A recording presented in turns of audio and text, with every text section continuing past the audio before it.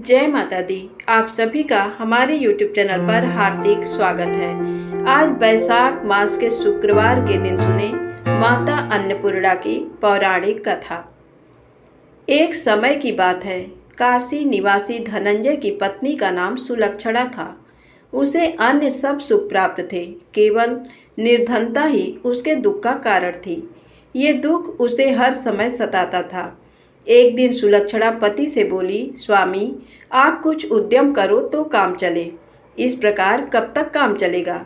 सुलक्षणा की बात धनंजय के मन में बैठ गई और वह उसी दिन विश्वनाथ शंकर जी को प्रसन्न करने के लिए बैठ गया और कहने लगा, हे देवाधिदेव विश्वेश्वर, मुझे पूजा पाठ कुछ आता नहीं है, केवल तुम्हारे भरोसे बैठा हूँ।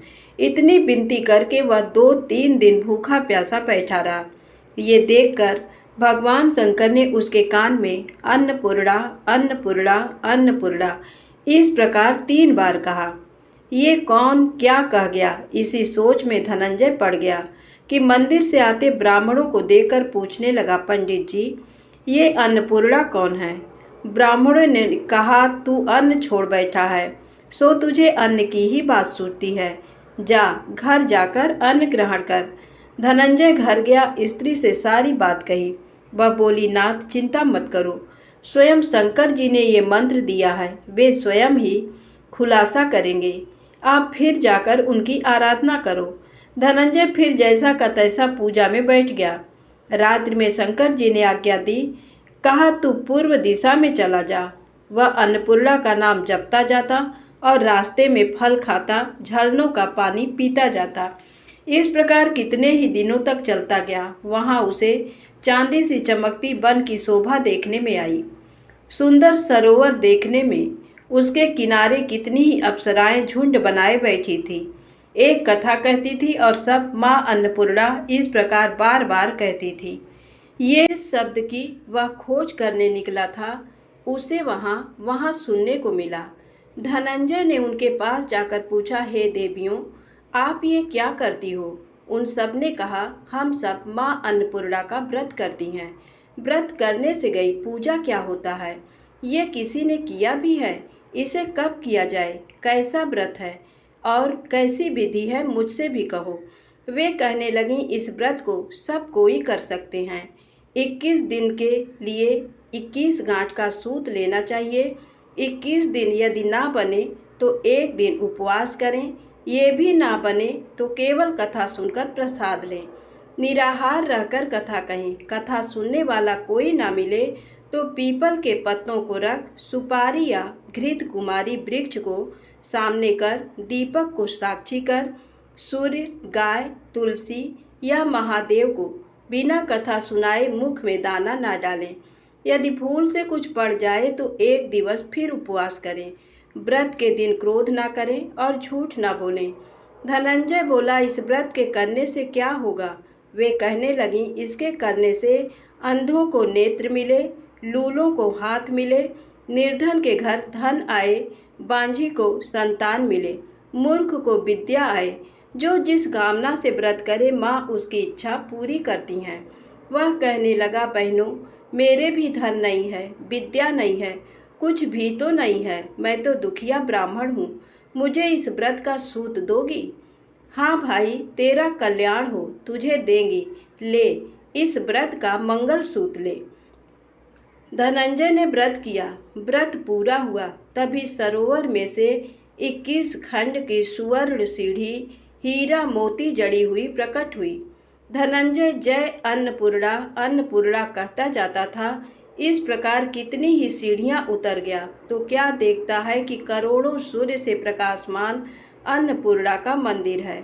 उसके सामने सुवर्ण सिंहासन पर माता अन्नपूर्णा विराजमान है। सामने भिक्षा हेतु शंकर भगवान खड़े हैं। देवांगनाएं चमर डुलाती हैं, कितनी ही हथियार बांधे पहरा देती हैं। धनंजय दौड़कर जगदम्बा के चरणों में गिर गया। देवी उसके मन का क्लेश जान गई। धनंजय कहने लगा, माता, आप तो अंतर्यामिनी हो, आपको अपनी दशा क्या बताऊं? माता बोली, मेरा व्रत किया है, जा, संसार तेरा सत्कार करेगा। माता ने धनंजय की जिह्वा पर बीज मंत्र लिख दिया। अब तो उसके रोम रोम में विद्या प्रकट हो गई। इतने में वह काशी विश्वनाथ के मंदिर में खड़ा है। माँ का वरदान ले धनंजय घर आया। सुलक्षणा से सब बात कही। माता जी की कृपा से उसके घर में संपत्ति उमड़ने लगी। छोटा सा घर बहुत बड़ा गिना जाने लगा। जैसे शहद के छत्ते में मक्खियाँ जमा होती हैं, उसी प्रकार अनेक सगे संबंधी आकर उसकी बड़ाई करने लगे। भी कहने लगे, इतना धन और इतना बड़ा घर, मगर संतान नहीं, तो इसका कौन भोग करेगा। सुलक्षणा से संतान नहीं है, इसलिए तुम दूसरा विवाह करो। अनिच्छा होते हुए भी धनंजय को दूसरा विवाह करना पड़ा और सती सुलक्षणा को सौत का दुख उठाना पड़ा।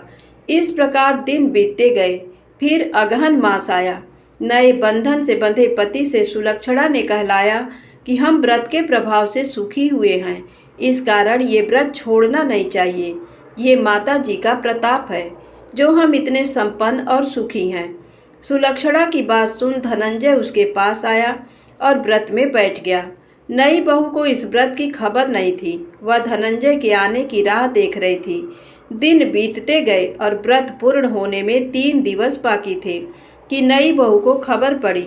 उसके मन में ईर्ष्या की ज्वाला दहक रही थी। सुलक्षणा के घर आ पहुंची और उसने वहां भगदड़ मचा दी। वह धनंजय को अपने साथ ले गई। नए घर में धनंजय को थोड़ी देर के लिए निद्रा ने आ दबाया। इसी समय नई बहू ने उसका व्रत का सूत तोड़कर आग में फेंक दिया। अब तो माता जी का कोप जाग गया। घर में अकस्मात आग लग गई। सब कुछ जलकर खाक हो गया। सुलक्षणा जान गई और पति को फिर अपने घर ले आई। नई बहू रूठ कर पिता के घर जा बैठी। पति को परमेश्वर मानने वाली सुलक्षणा बोली, नाथ, घबराना नहीं, माता जी की कृपा अलौकिक है। पुत्र कुपुत्र हो जाता है पर माता कुमाता नहीं होती। अब आप श्रद्धा और भक्ति से आराधना शुरू करो, वे जरूर हमारा कल्याण करेंगी। धनंजय फिर माता के पीछे पड़ गया। फिर वहीं सरोवर सीढ़ी प्रकट हुई, उसमें माँ अन्नपूर्णा कहकर वह उतर गया। वहां जा माता जी के चरणों में रुदन करने लगा। माता प्रसन्न हो बोली, ये मेरी स्वर्ण की मूर्ति ले, उसकी पूजा करना, तू फिर सुखी हो जाएगा। जा, तुझे मेरा आशीर्वाद है। तेरी स्त्री सुलक्षणा ने श्रद्धा से मेरा व्रत किया है, उसे मैंने पुत्र दिया है। धनंजय ने आंखें खोली तो खुद को काशी विश्वनाथ के मंदिर में खड़ा पाया। वहां से फिर उसी प्रकार घर को आया। इधर सुलक्षणा के दिन चढ़े और महीने पूरे होते ही पुत्र का जन्म हुआ। गांव में आश्चर्य की लहर दौड़ गई। मानता आने लगा। इस प्रकार उसी गांव के निसंतान सेठ के पुत्र होने पर उसने माता अन्नपूर्णा का मंदिर बनवा दिया। उसमें माता जी धूमधाम से पधारी, यज्ञ किया और धनंजय को मंदिर के आचार्य का पद दे दिया। जीविका के लिए मंदिर की दक्षिणा और रहने के लिए बड़ा सुंदर सा भवन दिया। धनंजय स्त्री पुत्र सहित वहां रहने लगा। माता जी की चढ़ावे में भरपूर आमदनी होने लगी।